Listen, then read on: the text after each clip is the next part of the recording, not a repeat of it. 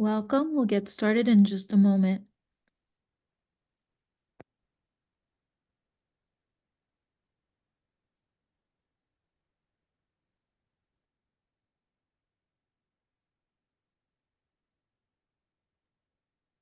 Thanks for joining us. We'll get started in just a moment.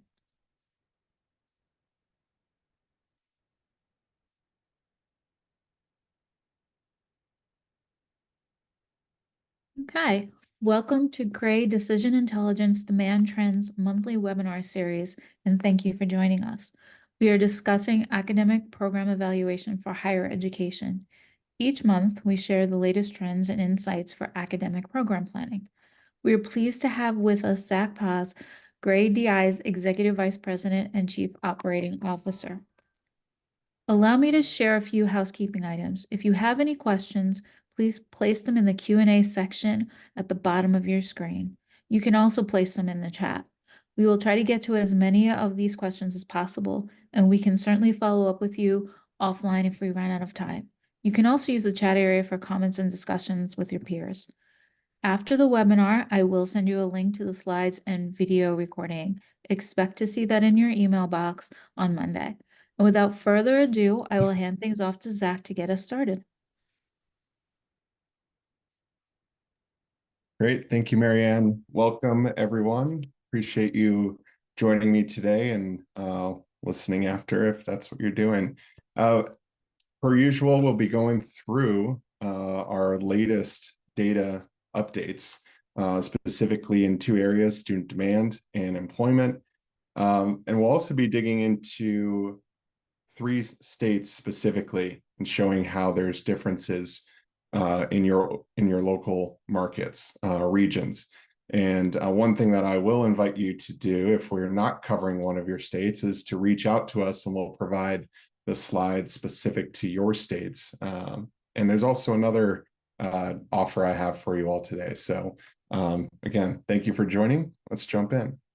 So the first thing we always like to cover is why look at this data and what does it help do? And it ultimately helps support the ability to manage your programs, understand where there's opportunities for growth in current programs, identifying new programs, ultimately to lead to creating a financially stable institution to support your mission. So that's what we focus on today, but there's other pieces that you'll want to consider when you're reviewing your academic programs, such as margins. How much revenue and cost for each one of your programs so that you can be informed about where you're subsidizing other areas, ultimately, again, to support your mission, keeping track of your internal metrics, whether that's student enrollment, progress, outcomes, faculty information as well. And then ultimately supporting all of this back to your purpose and your focus, in many cases, for your students and your community. So jumping into student demand, the question is, what is student demand? There's many different ways to define student demand. And in fact, you have one of the data sets internally is your own information about how many applicants you have, how many students are enrolling in your programs, what programs they're enrolling in.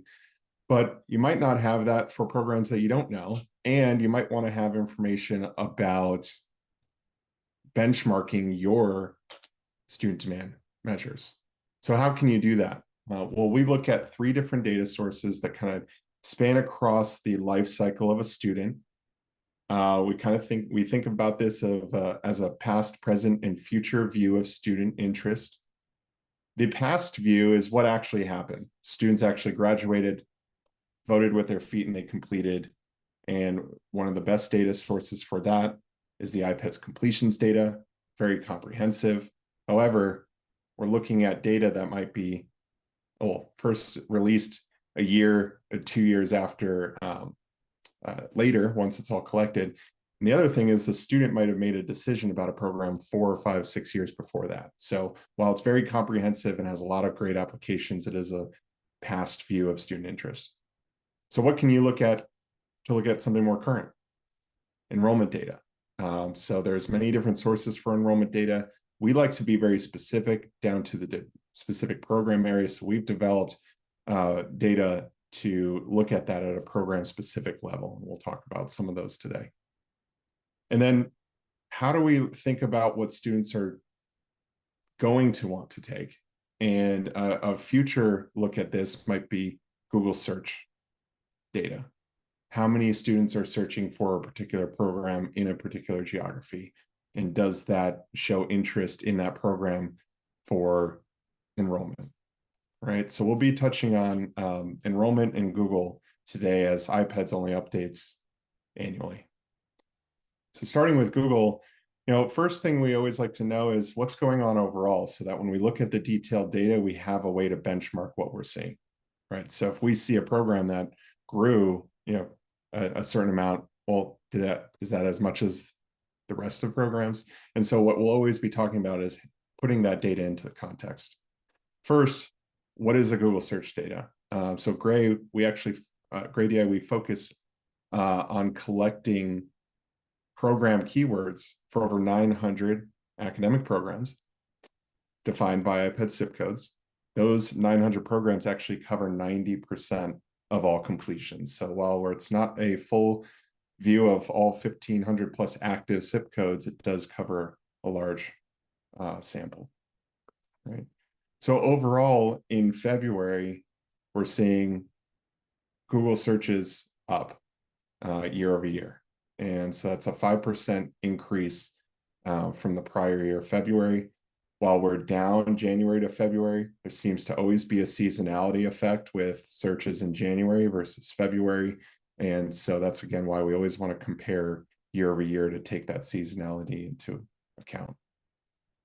So now when we look at some of the results at a program specific level, you can compare and say, oh, well, the average was 5%. If I see something over 5%, we can be pretty, we know its growth is above average. Some other data that you can get from Google search data and other platforms like Google is the cost to actually advertise or promote programs on their platform. And so we actually collect this data as well. It's cost per click metrics. And we always like to keep track of how that's trending over time. It can give us an idea of how might you need to change your budgets to meet different changes in the cost to promote your either institution or program areas. And in this case, we saw a 1%, a little bit less than 1% increase on the average cost per click across all of the keywords that we're tracking. All right, so it's another baseline to say, if I see increases in the cost for advertising on the internet, how does that compare to what we're seeing from a large sample? So digging into Google searches, one thing to notice is that as you get to these more sample databases, in many cases, there's a lot of volatility. So again, we always want to take that into context and compare programs to one another as a way to gain that context, right? And in this case, in many cases, these things can change pretty rapidly. So in February 2024, year-over-year growth, so comparing to February 2023, the fastest growing program area was actually advertising. So program keywords related to for an advertising program grew 127% year over year. We can see some of these others: cybersecurity, business analytics, fashion merchandising, PR, and you can again see what these searches. So this should be an early indicator to what students might be enrolling in and where you might want to target different areas if you have these programs. And if you don't have these programs, might they be one indicator to say, should we look at these programs, right? One thing we always like to say is if something's growing today, did it grow in the past as well? And so we wanted to compare this to what our September 2023 year-over-year results were. And actually only 2 of the programs overlapped in the top 10. Meaning that, you can't rely on fastest growing last year because that could change pretty rapidly in more current years. So having a way to look at this on an ongoing basis and keeping track of this evidence shows that should be that's important because things can shift. And if something continues to be on the top 10, top 20, top 30 list, month over month, each month, each year, that should really give you some confidence in that sustained interest from the students. All right, so what's going on in terms of enrollment? So we're looking at fall bachelor's and master's enrollment. On the left side, we'll start with the bachelor's enrollment. Since 2018, there's been a pretty flat to slightly down all the way to 2022, and now we're actually seeing an uptick in fall enrollment, fall 2023 in bachelor's degrees. My favorite question to ask at this point is, am I experiencing that same trend? Am I experiencing more growth? Am I experiencing less growth? Ultimately getting to this, is it me or the market? Am I able to sustain what the market's doing, or am I outpacing it or not? So again, a great way to help benchmark, get an external benchmark on your internal metrics. So that's the bachelor's plus 2% in fall 2023. From a master's perspective, we actually saw year-over-year increases, except for in 2022, where we saw a decline. And then in 2023, a 3% growth as well. So both bachelor's and master's have seen a growth in fall enrollment. Now, gaining that context, again, anything that we see that's over 2% or 3%, depending on what award level, we know is a growing above average. So looking at what are the fastest growing bachelor's programs, we also wanted to look at a long-term trend here to give you an idea of a sustained growth. And so from fall 2018 to fall 2023, we're calculating a 5-year compound annual growth rate, basically an average annual growth rate. And what we're seeing is cybersecurity, data analytics, econometrics, or the top 3, growing on average above 20% in terms of fall enrollment. There's 3 additional STEM areas: experimental psychology, business analytics, computer software and engineering. One caveat to econometrics and quantitative economics is we noticed a shift from just economics to econometrics, mostly because of this STEM field designation. So keep that in mind. And another reason why you want to have this data for all programs, so that you can say, okay, what are other like programs to econometrics? Are we seeing just a shift in where it's going, or are we actually seeing an increase in the interest? And in this case, it might be just a shift. Some of the others rounding out the top 10 are digital arts, teacher education, exercise, physiology, and aviation. Again, all growing above average. That average was 2%. Looking at master's programs, still heavily with the STEM focus, but then we see 2 mental health programs show up: clinical, medical, social work, and mental health counseling. And then some of the others, applied behavioral analysis, which I think could also somewhat fit in the mental health category, and then athletic training. Data science, business analytics are the top 2, growing on average 30% per year over the last 5 years. Okay. So again, using this data, very current, helping you get the context of, if you have these programs, how are you performing relative to these programs, to the overall market? And if you don't have these programs, is that, again, another data point to say, should we look at these? Moving on to 2 areas, I'll talk about non-degree demand, and I'll talk about a couple of nice use cases for this. But first, one thing that we do is we actually scrape all of Coursera data to understand where the enrollment is happening by course.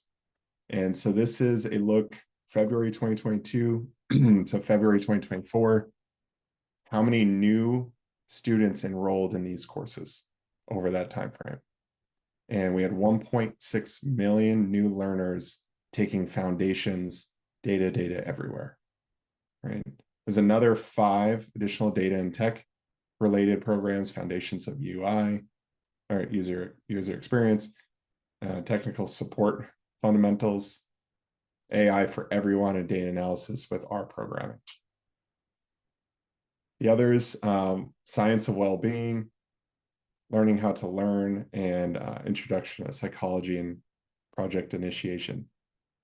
So a couple of areas that I like to think about using this information. First is getting an early indicator of what students are interested in to help maybe inform what curriculum you want to include in your programming. Second, with this kind of boom or interest in digital credentialing and supporting the students in understanding what competencies they have, this can give you an idea from the student's perspective what they're actually interested in learning and gaining a competency in. So a couple of different areas where I think this data can help inform.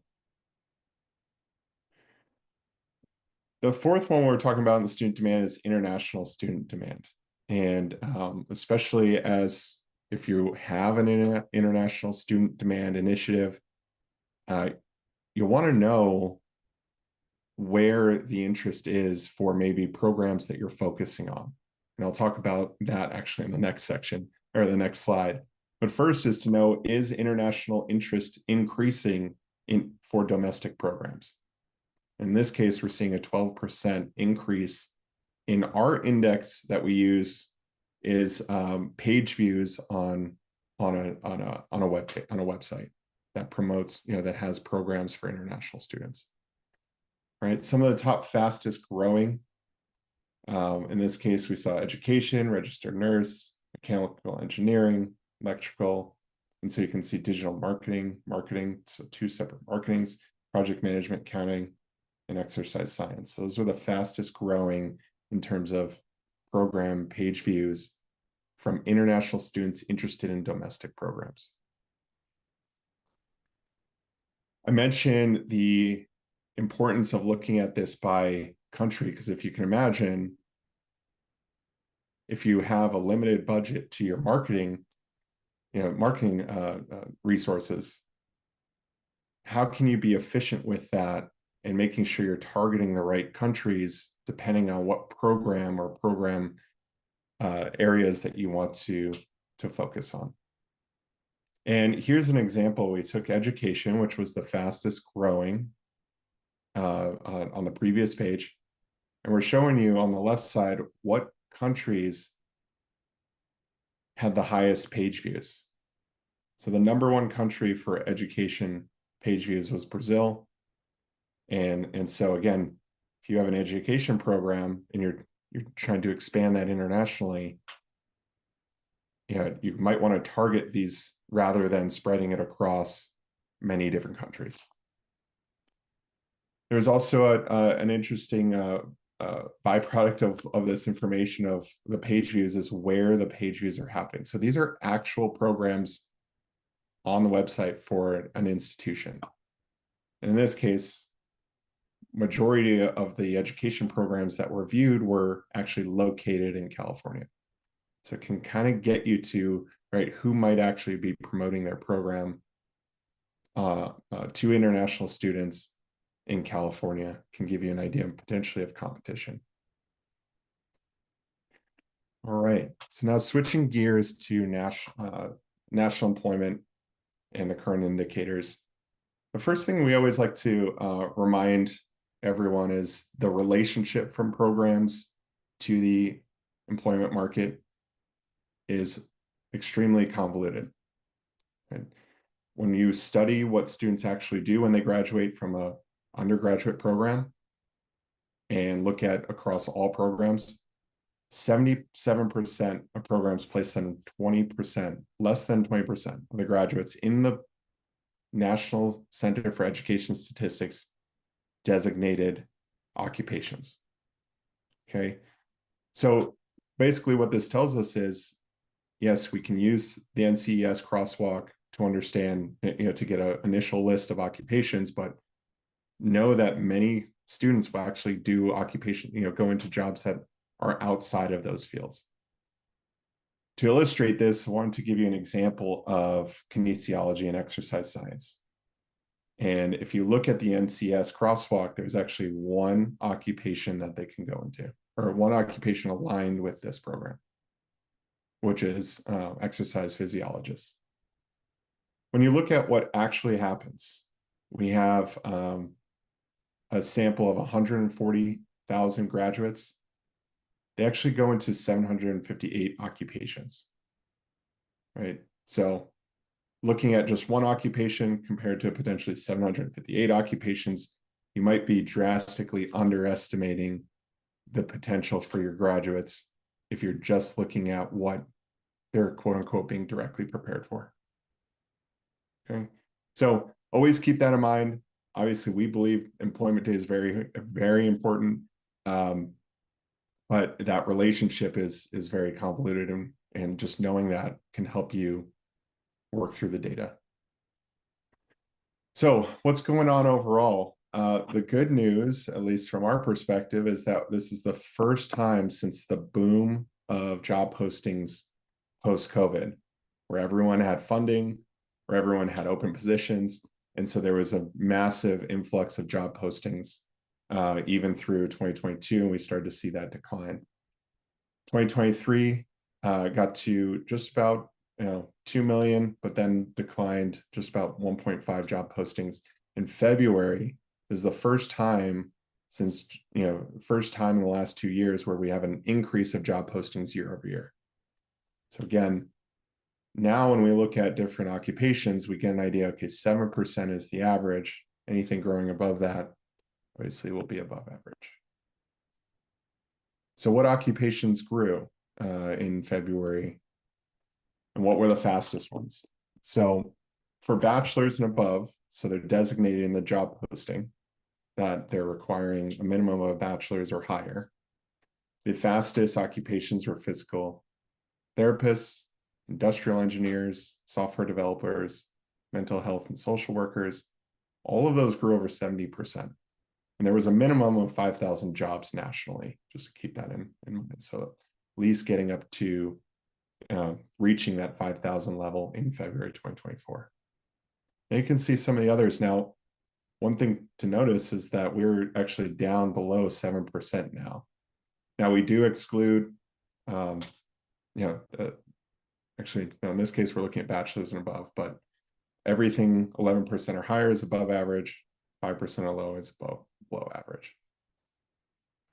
So I wanted to look at specifically what's trending for one of these occupations. I just selected industrial engineers to show you what skills are trending in terms of related or associated with higher wage levels.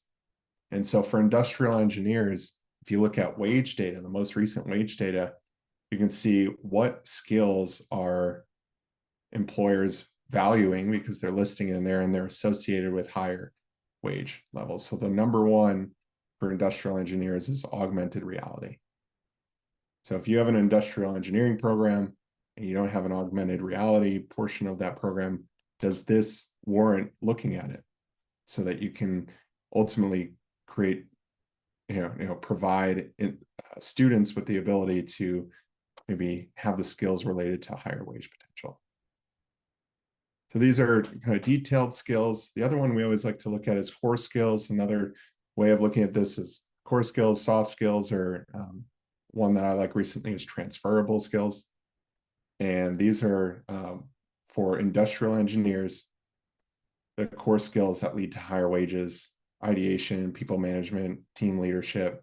So you start to get to that more managerial level that leads that. All right. One other area that we've been working a lot with institutions is understanding the relationship that you might have with industry partners and how do you validate that, what they're saying, what they need with data. In some cases, you have very specific things that they're asking for, maybe more emerging or niche areas. It's very difficult to kind of explore.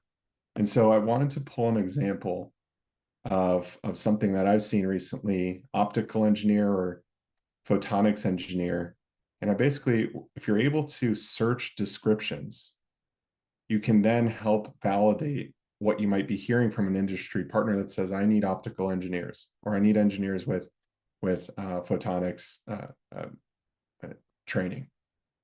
In this case, we're seeing, yes, this is small, more niche area. And we saw the decline from 2023, but actually saw a big spike, 61 more jobs nationally, 428% growth year over year for this occupation. So if you now have some evidence to say, okay, I'm hearing this from an industry partner, I can now validate it with some data. Some of the highest, some job titles with the highest number of postings: electromechanic, optical engineer, optical scientist, optical systems engineer. So again, all very well related to this keywords. I pulled another example for this: artificial intelligence jobs in healthcare. Is it growing? Is there a need? And so using job descriptions, again, search for artificial intelligence and then filter for the healthcare industry. And nationally, there were 46 jobs in February that listed artificial intelligence and were also for employers that are in the healthcare industry. So it's small and also flat year over year, so below average growth. But again, this could help you and say, well, you might be hearing this from employers, but again, are you validating this? And if you start adding this to your program, is there going to be a sustained need for that in the workforce? And then you can see some of the top job titles related to AI in healthcare. So that rounds up our national update on both student demand and employment. We wanted to dig into the local markets to show the importance of having this data locally, right? And as we go through these, if you want one of these for your state, please, again, do reach out. We'll get you connected with someone and we'll meet with you to get a state report for you. So the first state we want to jump into is Illinois. From a Google search perspective, these are the top searched programs in Illinois: clinical psychology, educational leadership, electrical electronics engineering, physical assistant, biology. So you can see the top growing programs in terms of searches in Illinois. Looking from an enrollment perspective, as we saw on the previous slides, we saw 2% growth in fall enrollment. And in fact, we're seeing Illinois outpace that, albeit by 1%, but still above that national average by 3%. Then looking, and so if you're in Illinois and you're looking at where you're enrolling students, and if your student population that comes from Illinois isn't at 3%, then are you outpacing the market or under, or is the market outpacing you? Here's a look at some of the fastest growing programs in terms of enrollment over the last 5 years. These are 5-year annual growth rates.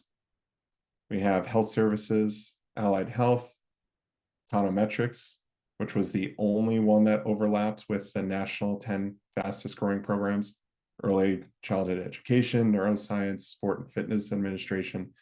So again, only one program overlapped for an average 5-year growth in enrollment.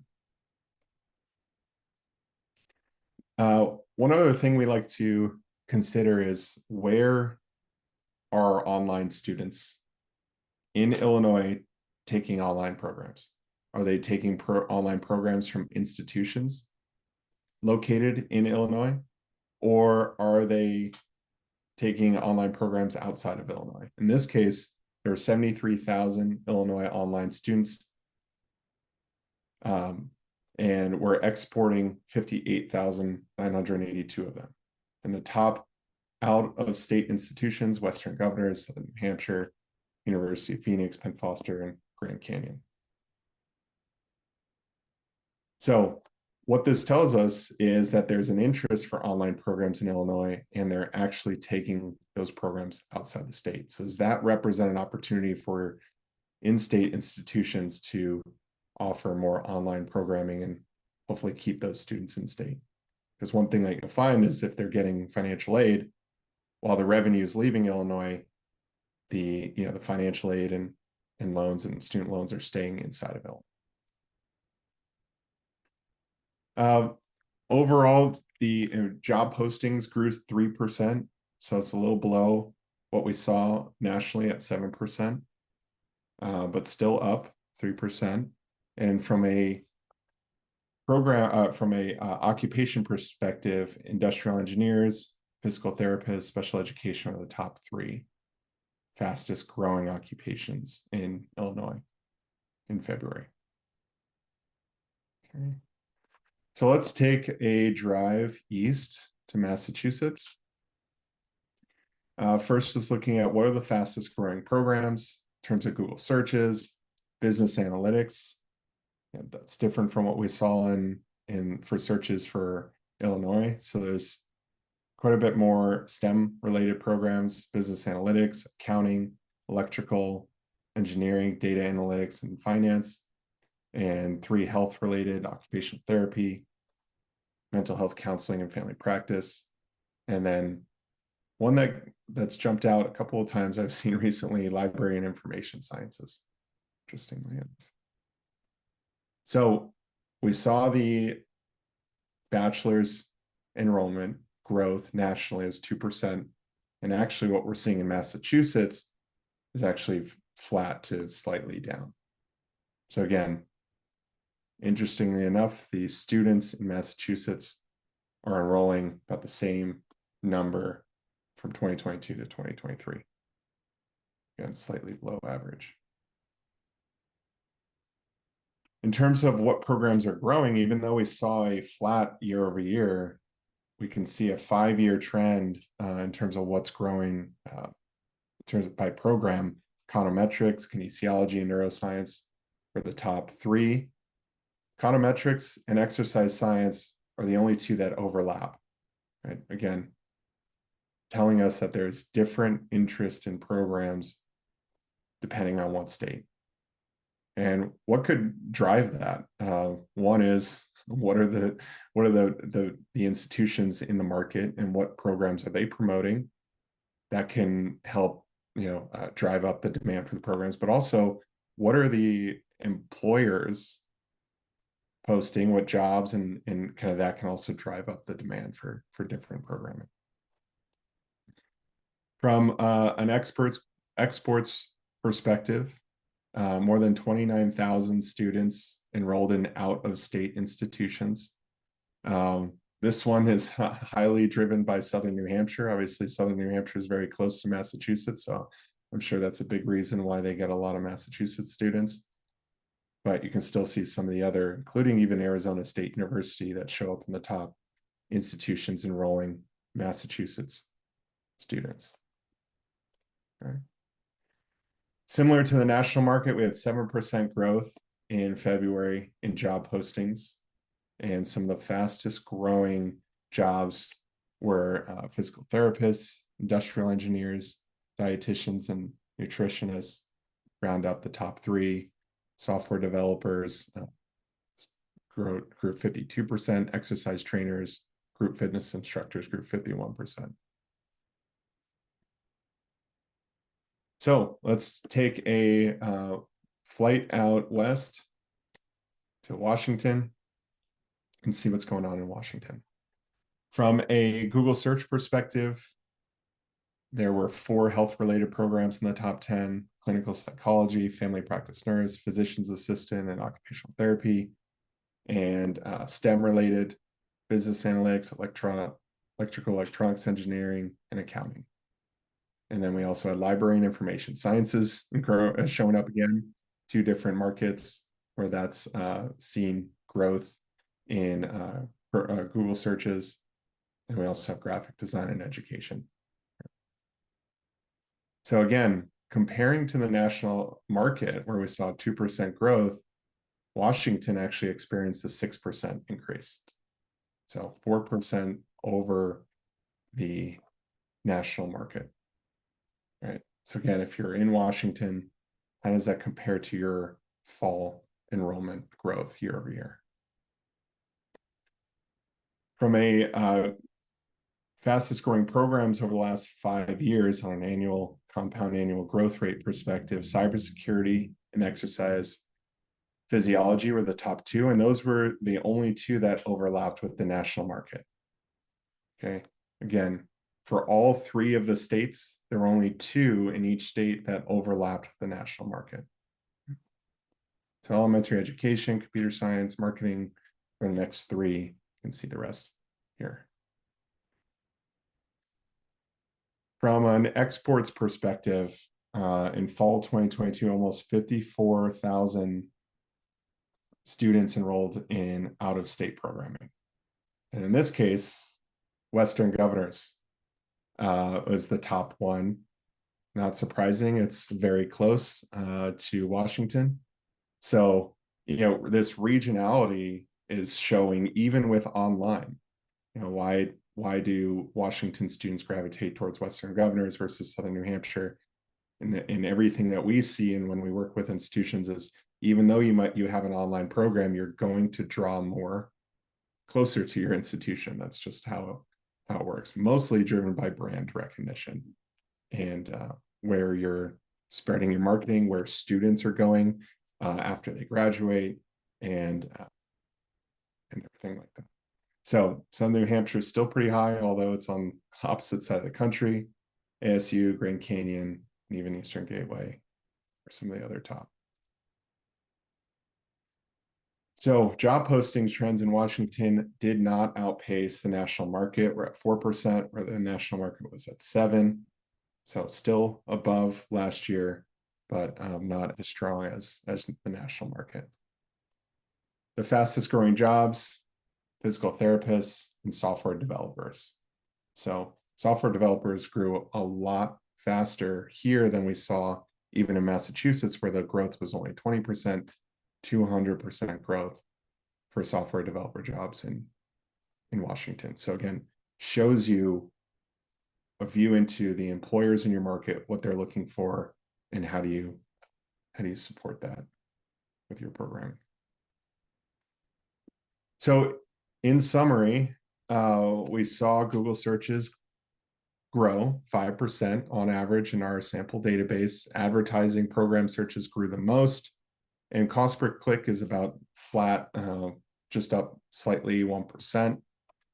Enrollment in bachelor's programs grew 2% and master's at the 3% level. So again, that's a good way to baseline your enrollment growth, right? And then from a long-term growth perspective, looking at an annual average growth over the last 5 years, some of the fastest growing programs are cybersecurity, that grew 25% annually. And at the master's level is data analytics and data science, grew 33% on average over the last 5 years. Let's see. Again, be careful of the alignment of occupations to programs, making sure that you understand and look for sources that tell you, where do your students actually get employed or find employment or get jobs after they graduate from a particular program? And how does that compare to what the government is saying is what they're being directly prepared for, right? And so we saw kinesiology and exercise science aligned to one occupation, but we know they actually went to 758 different occupations. And by program or by state, your local geographies will differ from the national market, right? And so you want to keep in touch with the data in your local market, understand your employers, understand the student demand, as we can see that shifted from state to state. So I'd like to offer this to anyone here, anyone listening, for if you'd like one of those reports related to job posting description search, if you have a niche area you're interested in and you want to just see how many jobs are listing some specific keywords, we'd be happy to provide that report. Just please reach out and meet with us. And then the other thing I'd like to offer is a state-specific data for your state. So those 5 slides that we produce for the 3 states we covered this state, we'd be happy to produce those for you. So again, please reach out if you would like either of those. Yeah, at this time, I'm happy to answer any questions, and stick around if anyone would like to discuss anything. And while I wait for that, please note we do have these on a monthly basis. So our next webinar is Wednesday, April 24th for community college associates and certificate focus, and Thursday, April 25th at 2 p.m. for the bachelor's and above.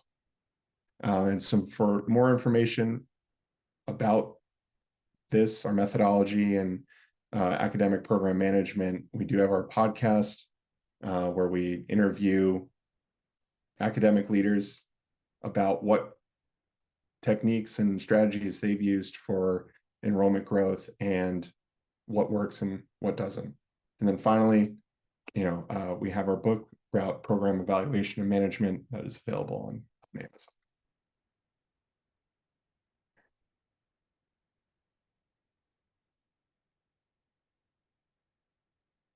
All right.